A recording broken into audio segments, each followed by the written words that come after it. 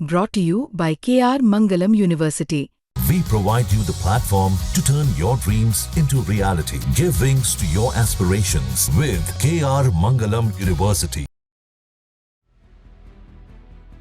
जब से अमेरिकी राष्ट्रपति डोनाल्ड ट्रंप ने चीन पर प्रतिबंधों की घोषणा की और चीन पर टैरिफ लगाया, तब से चीन भी लगातार तेवर दिखा रहा है। चीन ने भी भारत समेत कई और देशों पर कई अनौपचारिक व्यापारिक प्रतिबंध लगा दिए, जिनमें सबसे बड़ी परेशानी इस समय इलेक्ट्रॉनिक इंडस्ट्री के लिए खड़ी हो गई। इसके साथ साथ मिसाइल को बनाने में इस्तेमाल में लाए जाने वाले खनिज को लेकर के भी एक बड़ा खतरा इस समय मंडरा रहा है। ये खतरा है उस रेयर अर्थ मिनरल को लेकर जिस पर चीन ने बैन लगाया है। इसे लेकर भारत की इलेक्ट्रॉनिक्स इंडस्ट्री ने चिंता जताई है।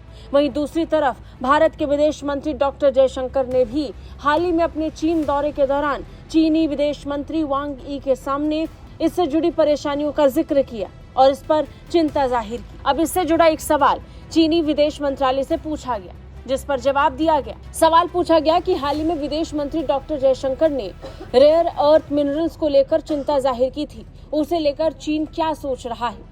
इस पर चीन ने कहा कि हम संबंधित देशों के साथ निर्यात नियंत्रण पर बातचीत और सहयोग बढ़ाने के लिए तैयार है। यानी यहाँ भी चीन ट्रंप वाली नीति ही अपना रहा है। ठीक उसी तरह जैसे अमेरिका ने टैरिफ लगाकर दुनिया भर के देशों के साथ बैठकर बातचीत करने और किसी डील पर पहुंचने का एक मार्ग तय किया है, उसी तरह चीन भी अब रेयर अर्थ मिनरल्स को फिर से हासिल करने के लिए देशों के साथ बातचीत की भूमिका निभाने की बात कर रहा है।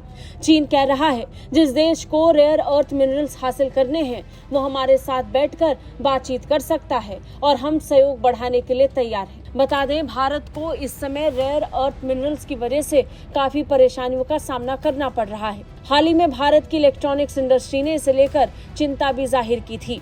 इससे देश का एक्सपोर्ट काफी प्रभावित हो सकता है। भारत का अनुमान है कि वित्त वर्ष 2026 के पूरे होने तक 32 अरब डॉलर का स्मार्टफोन निर्यात हासिल कर लेगा, लेकिन चीन की इस हरकत से ये लक्ष्य संभव नहीं दिख रहा। वहीं वित्त वर्ष 2025 में भारत ने 64 अरब डॉलर प्राइस के प्रोडक्ट्स का उत्पादन किया है।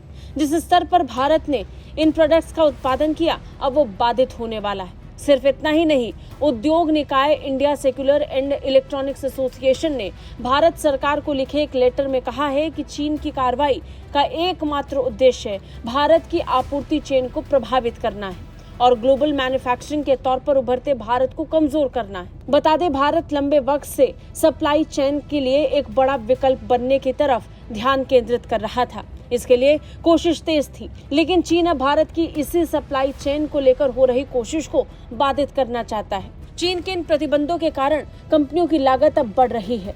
इससे Apple, Google, Motorola, Foxconn, Vivo, Oppo, Lava, Dixon, Flex और टाटा इलेक्ट्रॉनिक जैसी कंपनियां हैं जो जुड़ी हुई हैं, जिन्हें इसका खामियाजा भुगतना पड़ सकता है। लिहाजा भारत लगातार चीन के साथ इसे लेकर संपर्क साधे हुए है। विदेश मंत्री ने भी इस बात को लेकर चिंता जाहिर की। जवाब में चीन ने कहा कि हम इस पर आगे बातचीत करेंगे। ब्यूरो रिपोर्ट, भारत तक।